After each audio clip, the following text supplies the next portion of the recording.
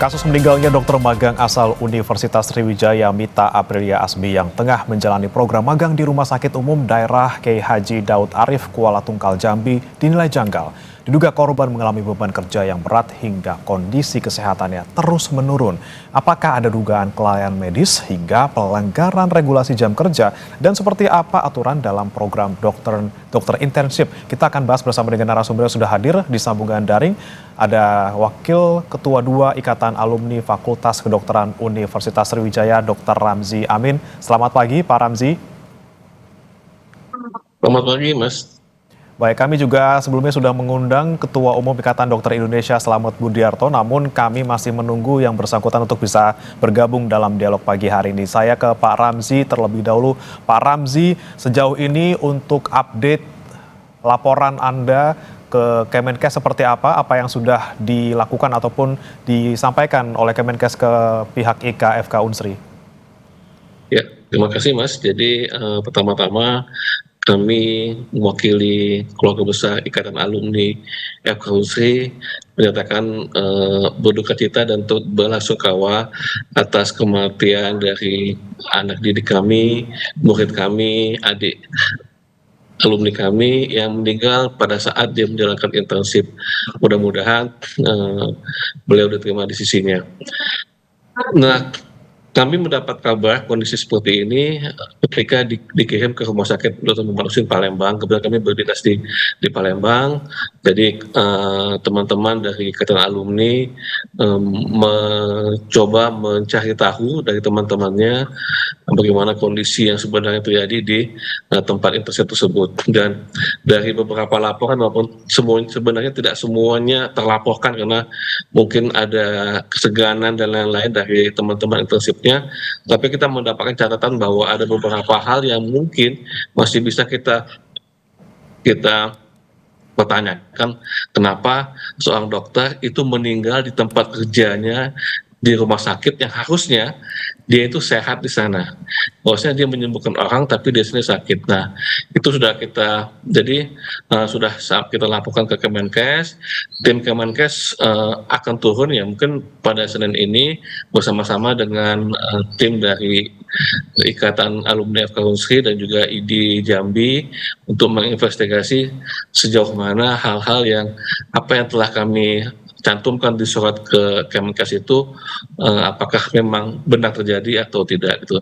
Kita ingin mendapatkan kejelasan karena ini adalah salah satu aset bangsa di mana anak ini jauh dari rumahnya dari Oku Selatan internship ke daerah Jambi, ternyata di sini mendapatkan kondisi yang kita sama-sama prihatin. Saat ini tim Kemenkes dan tim Ikatan Alumni FK masih menginvestigasi dan belum ada kelanjutan yang lebih lanjut, Mas. Demikian. Tapi sejauh ini Pak Ramzi yang mungkin sudah ada temukan gitu untuk bukti-bukti dan juga fakta-fakta paling tidak dari IKA FK Unsri sendiri apa saja, Pak? Jadi ada 4 yang kita indikasikan memang terbukti. Pertama, ada pelanggaran regulasi dalam jam kerja, juga adanya kelalaian dalam supervisi di mana anak-anak ini dilepas tanpa supervisi yang jelas dengan alasan nanti untuk pembelajaran mereka karena mereka akan menjadi dokter penuh setelah selesai internship. Kemudian juga ada kelalaian medis dan pengabaian klinis. Jadi ketika anak ini sakit, respon untuk pengobatan terhadap almarhum ini tidak sesuai seperti apa yang kita harapkan. Kemudian juga ada dugaan malpraktek administrasi di mana terjadi kekosongan obat, kemudian sehingga si pasien itu mencari obat sampai keluar gitu. Dan adanya tindakan intimidasi dan upaya penutupan informasi di mana ada arahan dari oknum-oknum tertentu yang mungkin menjadi keluarga pejabat di sana agar kondisi seperti ini tidak di blow up dan lain-lain. Jadi hal seperti ini yang kita masih investigasi apakah ada kebenarannya memang benar atau begini. Nanti kita lihat hasil dari tim investigasi yang turun mungkin pada hari ini. Begini, Mas. Oke, berarti investigasi akan dilakukan juga di rumah sakit tersebut ya Pak ya untuk bagaimana menemukan fakta-fakta lainnya? Betul betul. Jadi kita meminta Kemkes untuk, menginvestigasi karena ya harapan kita sebetulnya selain ya kita menyayangkan terjadinya kondisi seperti ini ya ke depannya, ya adik-adik internship seperti ini juga tidak mengalami hal yang sama begitu. Hmm. Mereka harus mendapatkan, perlakuan yang layak sebagai seorang dokter muda walaupun mereka itu masih internship tapi tetap mereka sudah lulus dan mendapat gelar sebagai dokter, sehingga perlakuan yang semestinya diberikan kepada mereka itu harus diberikan gitu. Oke, untuk dugaan pelanggarannya, Pak Ramzi, Anda ini mengarahnya untuk ke oknum-oknum misalnya dokter yang mensupervisi atau mungkin memang dari pihak rumah sakit yang misalnya tidak menjalankan SOP atau melanggar aturan? Nah, untuk ini kita belum bisa memastikan. Jadi nanti tim Kemkes yang akan menginvestigasinya, kita mendukung, tim Kemkes tersebut. Ya ya sanksinya mungkin bermacam-macam, Mas, kita belum tahu bagaimana Kemkes yang akan memberi sanksi. Bisa jadi penutupan wahana pendidikan intensif di sana mungkin, atau mungkin kalau memang kita tentukan tindak pidana ya mungkin ya akan dimasukkan ke pidana, tapi kita belum bisa memastikan karena tim investigasi baru akan bekerja pada hari ini. Demikian Berarti yang saya dapat informasi. untuk langkah hukum berarti menunggu hasil ini dulu ya Pak ya, untuk sebelum akhirnya mengambil tadi langkah-langkah untuk menjerat pelaku secara pidana seperti itu. Betul, kita harus memastikan dulu memang ada tindak pidana dan tentunya akan dikoordinasikan dengan keluarganya gitu ya, bagaimana pihak keluarga, apa pihak keluarga itu kalau terjadi misalnya tidak pidana, apakah pihak keluarga akan memastikan ini dilanggar hukum atau tidak. Tapi tetap kita belum bisa memastikan karena tim investigasi baru bekerja efektif pada hari ini saya dengar begitu. Baik, ada salah satu poin yang disampaikan juga oleh Ika Unsri bahwa ada dugaannya ini korban bekerja 3 bulan berturut-turut tanpa libur di Bangsal UGD. Ini kemudian dari mana mungkin pihak FK Unsri ini mendapat informasi seperti itu dan seperti apa memang sebenarnya kejadian yang terjadi di rumah sakit tersebut? Apakah memang ini berlaku untuk semua anak magang ataupun dokter magang yang bekerja di sana? Iya, jadi kita mendapatkan, dari hasil ngobrol ya, bukan investigasi dengan teman-teman almarhumah, bahwa memang ketika mereka itu, di sana, mereka itu diminta untuk jaga full 3 bulan di UGD, 3 bulan di Bangsal gitu. Dan mereka minta negosiasi jangan sampai 3 bulan benar karena itu lumayan melelahkan. Kemudian jaga UGD pun mereka juga dilepas, menurut mereka dilepas untuk menjadi seorang dokter yang padahal mereka tuh harusnya mereka sekarang magang posisinya. Nah hal seperti itu yang mereka ceritakan kepada kita dan hal seperti ini harus kita klarifikasi lagi kepada pihak rumah sakit apakah benar seperti itu, karena kalau memang benar seperti itu tentunya ini kita sayangkan sekali karena dokter intensif ini ya dari pola Kemkes adalah mereka tuh magang di sana selama setahun untuk menjadi dokter yang definitif gitu. Oke, baik. Tapi sejauh ini Pak Ramzi, sebelum kita juga bicara soal investigasinya, seperti apa kemudian komunikasi dari pihak Unsri bersama dengan rumah sakit gitu misalnya, ini kan tentu saja pihak Unsri juga pastinya bertanggung jawab karena ini ada anaknya istilahnya lah, ini anak didiknya yang juga kemudian dititipkan ke rumah sakit tersebut. Bagaimana komunikasi antara pihak kampus dan juga pihak rumah sakit selama ini jika ada dokter yang magang di sana? Ya, jadi saya klarifikasi bukan pihak Unsri sebetulnya, tapi Ikatan Alumni FK Unsri. Jadi kalau dari Unsri sendiri karena dia sudah diluluskan, sudah wisuda, maka tanggung jawabnya bukan lagi di pihak Unsri, tetapi kita di Ikatan Alumni FK Unsri-nya yang mendorong kondisi seperti ini gitu. Dan saat ini ada Wakil Ketua 1 Ikatan Keluarga Alumni FK Unsri yang sudah ke Jambi, Dr. Legeran. Mungkin nanti kita akan menunggu bagaimana hasil dari kontak beliau dengan pihak rumah sakit bersama Kemkes. Baik, dan ada poin-poin lainnya tadi Pak Ramzi terkait dengan kasus ini, yaitu dugaan perundungan seperti itu yang ada di rumah sakit. Kemudian apa mungkin temuan-temuan yang bisa Anda sampaikan ke kami soal dugaan perundungan ini, Pak? Ya, saat ini kita baru mendapatkan informasi dari teman-teman almarhumah bahwa memang ada kerja yang memang ya, bagi mereka itu cukup melelahkan gitu. Dan untuk itu kita harus memastikan benar gitu ya.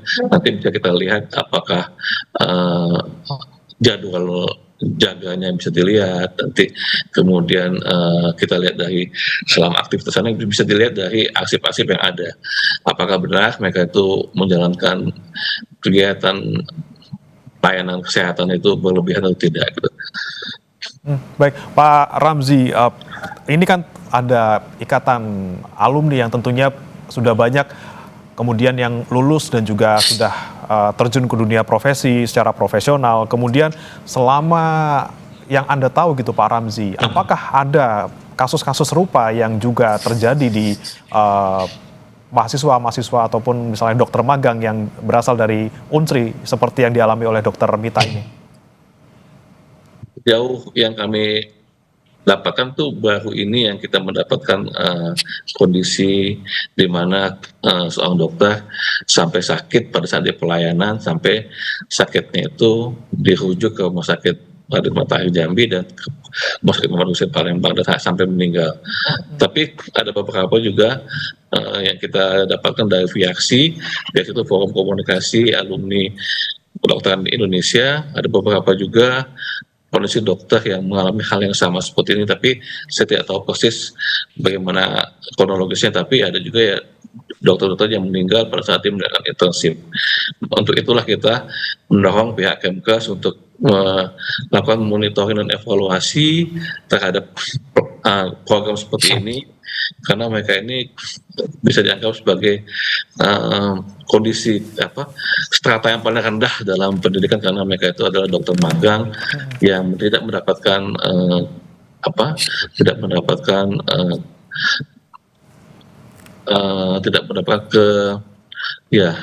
fasilitas yang layak lah seperti itu. Oke, ada kasus-kasus serupa yang kemudian sebelumnya sempat terjadi gitu ya Pak ya. Tapi ini sudah bergabung juga. Selamat pagi Pak Slamet Budiarto, Ketua Umum Ikatan Dokter Indonesia. Selamat pagi. Ya, selamat pagi Pak Slamet. Kita dengar bersama bahwa ini yang dialami oleh Dr. Mita ini tentunya sangat memprihatinkan seperti itu. Dan dari catatan harian Kompas yang terbit hari ini bahwa dalam waktu 3 bulan saja ini sudah ada 4 dokter magang yang meninggal dunia. Terakhir adalah Dr. Mita. Bagaimana kemudian dari Ikatan Dokter Indonesia menanggapi hal ini?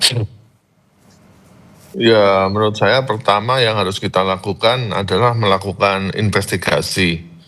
Kementerian Kesehatan dan Ikatan Dokter Indonesia sedang melakukan investigasi terhadap kasus ini langsung ke Jambi. Yang kedua, perlu perubahan atau regulasi yang kedepannya mengenai perlindungan untuk dokter internship ini.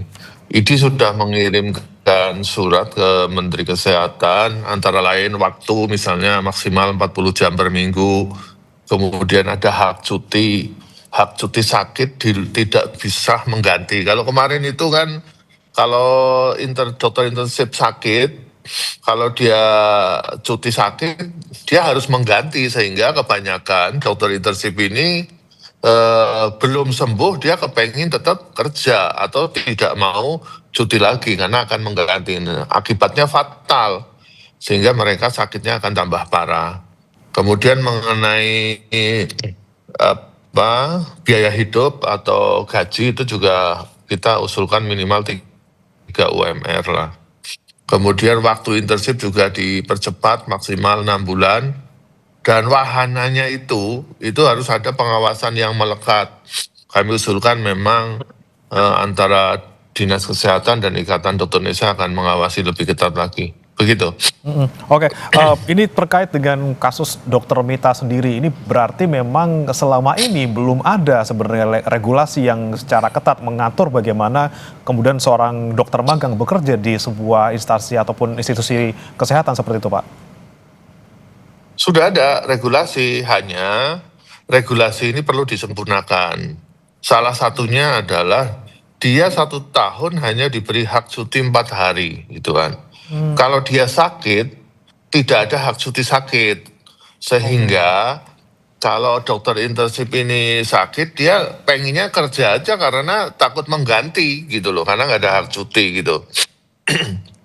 Oke, kemudian kalau Anda melihat juga Pak Slamet untuk kasus Dr. Mita di Rumah Sakit Umum Daerah di Jambi ini, pelanggaran seperti apa yang kemudian Anda lihat? Apakah memang ini karena mungkin dari pihak rumah sakitnya menganggap bahwa dokter magang ini adalah seperti dokter tetap yang lainnya seperti itu?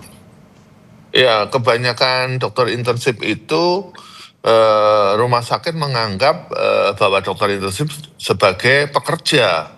Itu yang salah gitu loh. Padahal dia adalah harus didampingi oleh dokter yang ada di situ, bukan pekerja utama. Mereka ini kan sedang magang kan gitu loh. Dan ada batasan waktunya. Harusnya maksimal 8 jam dia harus istirahat. Yang kedua harus ada perlindungan diri.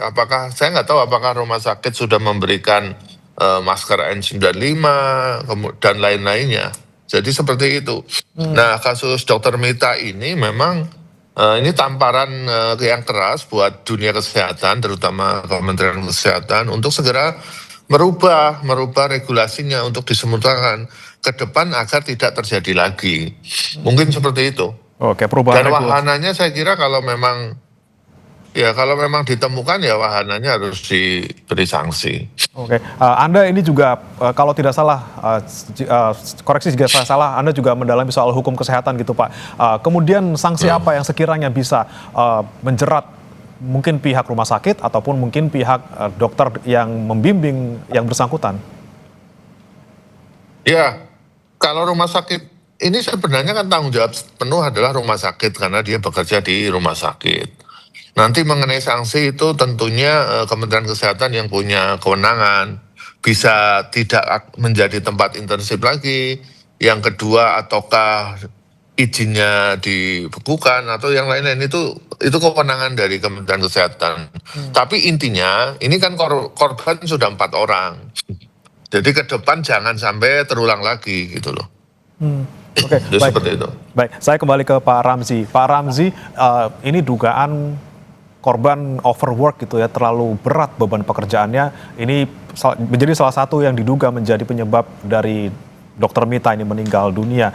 Sebenarnya seperti apa selama ini yang terjadi di lapangan gitu Pak Ramzi, terutama untuk dokter-dokter magang yang secara institusional mereka masih tanggung jawab pihak kampus, namun juga mereka sedang belajar di sebuah rumah sakit seperti itu. Kemudian bagaimana sih sebenarnya beban pekerjaan mereka seharusnya? Apakah bisa disamakan juga dengan dokter tetap? Atau mereka sebenarnya kewajiban mereka hanya belajar saja dan dibimbing seperti itu? Ya, jadi saya koreksi dikit bahwa dokter intensif ini sudah diwisuda menjadi seorang dokter dan bukan kewenangan dari pihak kampus. Oke. Jadi mereka ini ketika mereka sudah diwisuda, sudah melakukan ujian nasional, diwisuda oleh kampusnya masing-masing, maka mereka sudah bukan lagi tanggung jawab dari kampus, tapi jatuhnya adalah tanggung jawab ikatan alumni. Dan ketika mereka itu intensif, itu adalah program dari Kemkes sebetulnya, di mana untuk membuat mereka itu menjadi lebih tujuannya adalah mereka jadi lebih mahir lagi pada saat mereka itu sudah definitif sebagai dokter. Jadi sebetulnya ketika mereka menjalani pendidikan koasisten, ya mereka juga di rumah sakit daerah juga ditempatkan, ya mereka juga bergantian di sebuah divisi. Tentunya mereka sudah, kalau dibilang mereka itu tangguh, sebenarnya sudah tangguh sebetulnya, karena mereka tuh di selama pendidikan juga banyak keliling ke rumah sakit daerah sesuai dengan wahana masing-masing, dan ketika tamat mereka sudah kita anggap sebagai dokter yang tangguh sebetulnya. Nah, program pemerintah untuk intensif ini adalah program pemerintah yang menginginkan bahwa dokter ini ketika mereka itu menjalankan profesi sebagai dokter sudah mumpuni, makanya dibuatlah program intensif seperti ini. Jadi sebetulnya kalau dibilang apakah dokter ini cengeng atau apa, saya pikir enggak, karena mereka sudah menjalankan itu selama 2 tahun selama masa koasisten, dan saya yakin mereka menjadi dokter yang tangguh, dan ketika mereka menjalankan itu juga kondisi badannya sehat-sehat saja gitu. Nah, ini kita tidak tahu kenapa jadi beban kerja terlampau berat atau lambat penanganan segala macam yang menyebabkan dia menjadi sampai menderita infeksi di paru-parunya. Gitu. Oke. Baik, saya kembali ke Pak Slamet. Pak Slamet, ini yang beredar mungkin di kalangan awam, di luar profesi kedokteran, banyak yang menilai bahwa memang profesi dokter ini sangat berat gitu ya, lingkungannya, kemudian tanggung jawabnya, dan juga mungkin banyak sekali beredar juga perundungan seperti yang terjadi di tempat bekerja ataupun di rumah sakit seperti itu. Nah, ini ketika sudah berulang kejadian seperti ini, bagaimana kemudian evaluasi ke depannya agar kita bisa memutus mata rantai seperti ini, perundungan dan juga mungkin beban kerja yang di luar mungkin kemampuan seseorang? Ya, kalau perundungan itu kan di berbagai tempat terjadi, mau di keluarga, di sekolahan, di pesantren, itu biasanya terjadi. Hanya beberapa perundungan yang bisa kita tolerir, ada yang tidak kita bisa tolerir. Ini fokus pada jam kerja. Ini memang menyangkut tidak hanya untuk dokter internship, ada juga koas juga banyak yang jam kerjanya juga berlebihan. Saya kira kalau dibatasi 40 jam per minggu, itu akan mengurangi dampak yang kurang baik untuk dokter internship tadi. Yang kedua, walaupun dokter internship ini sudah punya SIP, sudah punya STL, tapi dia memang bukan pekerja utama gitu loh. Kadang rumah sakit membebani kepada dokter internship bahwa dia adalah pekerja gitu, padahal dia sedang melakukan pematangan kan gitu kan. Makanya ID mengirim ke Menkes untuk segera merubah aturan-aturan tentang internship agar tidak terjadi kematian yang kan sudah 4 kematian. Jadi ini harus menjadi perhatian yang serius untuk Kementerian Kesehatan, dan ID juga akan mengawasi kalau pendampingnya melakukan perundungan atau melakukan pelanggaran etik, ya kita akan sanksi etik, dan paling berat adalah diberhentikan dari anggota ID. Dan jadi mungkin seperti itu. untuk pengawasan di lapangannya juga, apakah juga sistem whistleblowing gitu ya untuk melindungi juga pelapor harus juga didorong gitu Pak? Ya saya kira bisa saja menggunakan hotline khusus untuk pengawasan tadi. ID juga dalam waktu dekat akan membuat hotline itu khusus untuk dokter internship. Jika terjadi masalah perundungan, jam kerja terlalu lama, bebannya terlalu berat, ya ID akan memberitahu ke direkturnya bahwa ini nggak benar. Paling nggak itu yang bisa dilakukan oleh ID untuk mengingatkan tidak terjadi kasus-kasus seperti ini lagi. Baik, terakhir saya ke Pak Ramzi. Pak Ramzi, harapan dari IKFK Unsri sendiri terkait dengan kasus ini seperti apa? Ya, jadi harapan kita pertama kepada pemerintah, mudah-mudahan seperti yang dikatakan oleh Dr. Slamet tadi, ada regulasi yang lebih manusiawi lagi ke depannya, yang lebih ketat lagi, disertai dengan monitoring dan evaluasi untuk adik-adik ini, sehingga pada saat mereka menjalankan internship ini, mereka bisa menjalankan dengan cara yang baik, mendapatkan kematangan ilmu yang sudah diberikan selama pendidikan. Kemudian harapan kita kepada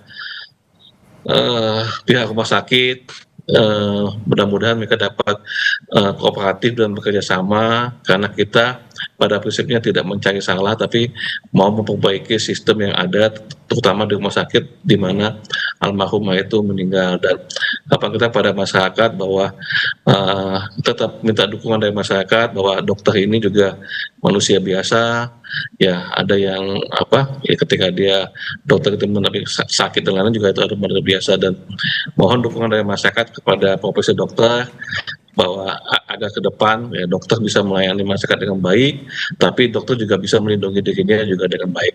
Demikian Mas. Baik, kita harapkan tadi ya perubahan regulasi kita dorong terus ke Kemenkes, kemudian juga pengawasan juga harus kita dorong juga agar seperti kejadian seperti ini tidak berulang lagi, dan mereka yang sebagai dokter magang ini bisa mematangkan ilmu dengan jaminan kesehatan dan juga keselamatan bagi dirinya sendiri. Terima kasih Pak Ramzi Amin, Wakil Ketua 2 Ikatan Alumni FK Universitas Sriwijaya, dan juga Pak Slamet Budiarto, Ketua Umum Ikatan Dokter Indonesia, sudah bergabung bersama kami di Sapa Indonesia Pagi. Selamat pagi. Oke.